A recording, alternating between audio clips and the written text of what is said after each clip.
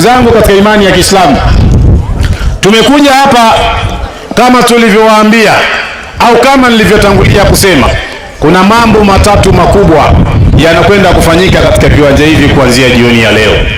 Sikiliza huo mukhtasar, alafu uwe unajua ukiwa umekaa hapo umekaa kwa ajili ya nini. Kwanza, kuna mawaidha kwa maana ya nasaha, maneno ya Allah subhanahu wa ta'ala yatazungumzwa hapa.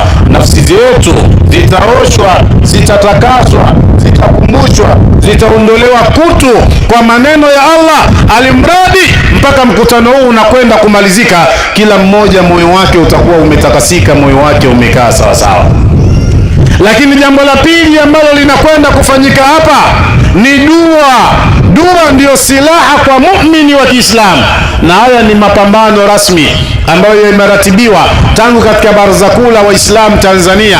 Watu sasa hivi Waislamu, kwa sababu hawapati nafasi ya kufanyiwa dua, kwa sababu hawapati nafasi ya kufanyiwa visomo, wengine inafika mahala mpaka wanakengeuka, wanakwenda kwa akina Mwamposa, wanakwenda kwa kina Gwajima.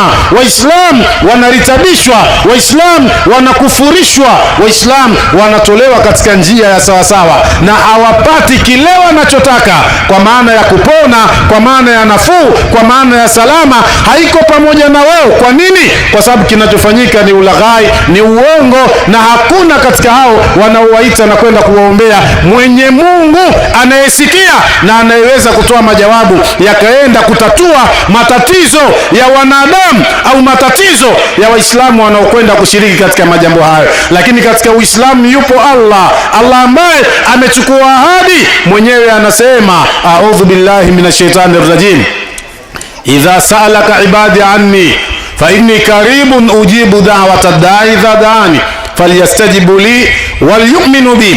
Allah anasema, waja wangu wakikuuliza, hapa anamwambia mtume kuhusu mimi, waambie kwamba mimi nipo karibu na ninajibu maombi ya anayeniomba, ninajibu maombi ya muombaji, tena sio kwa muda mrefu kupitiliza.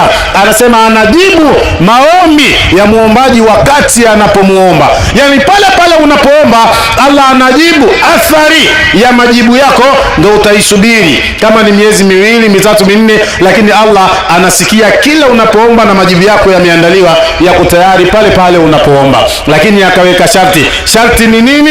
Falyastajibu li walyu'minu bi. Sharti waniitikie, waniamini na waniitikie.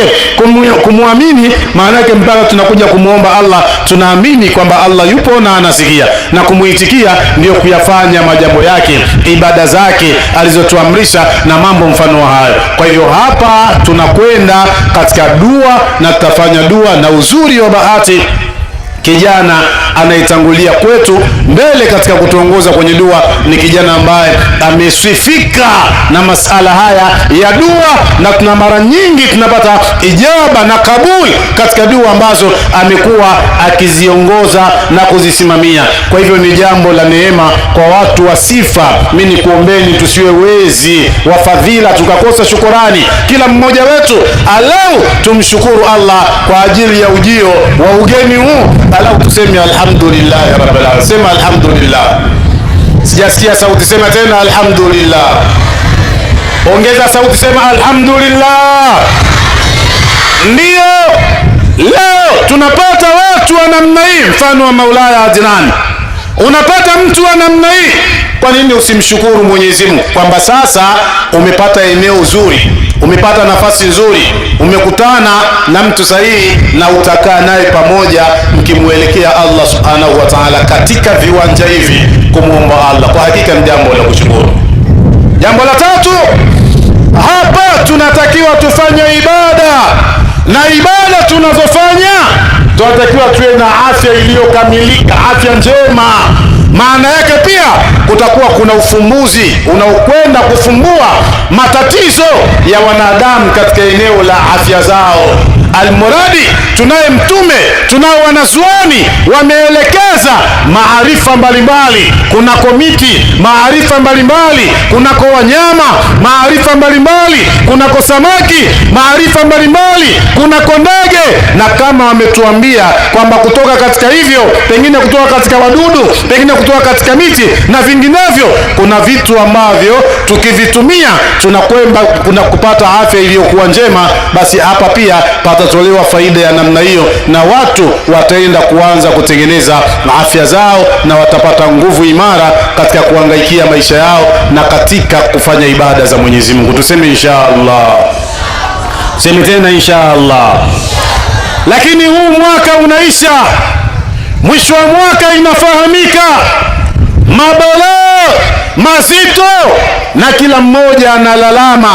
Wakati unauanza mwaka ulikuwa una ndoto zako umejiwekea mwenyewe, lakini namna mambo yalivyokuwa magumu, maadui katika watu na majini wanaoyafanya, imefika mahala mwaka unakwisha, yale malengo yako yamekuwa kahabaa manthura, kama vumbi lililopeperushwa. Hakuna kimoja katika mambo yako 7-8 uliojipangia kuyafanya kunako mwaka huu ambalo linakwenda kutimia. Kwa nini? Pengine kuna eneo fulani ulikuwa umeghafilika, ulishindwa kufunga mwaka uliopita kwa kujiegemeza kwa Allah, kwa kumtegemea Allah, na au kufungua mwaka huu kwa kumtegemea Allah. Mwaka huu umepata nafasi ya kuufunga mwaka kwa kumwamini Allah, kumtegemea Allah na kumkabidhi Allah, kwamba Allah, mwaka umepita, lakini majanga yangu ni kadha kadha kadha kadha, na kuomba Allah mwaka ujao nifanyie kadha kadha kadha kadha. Ili jambo limeratibiwa, na nyinyi watu wa hapa huwa mnapataga nafasi ya dhahabu kwa sababu mnakuwa karibu sana na eneo la tukio. Mashehe hawa wameandaa tukio la kitaifa tarehe 29 mwezi wa kwanza, ili tukio lila kuufunga mwaka tukiwa tunajiegemeza kwa Allah na kuufungua mwaka mwingine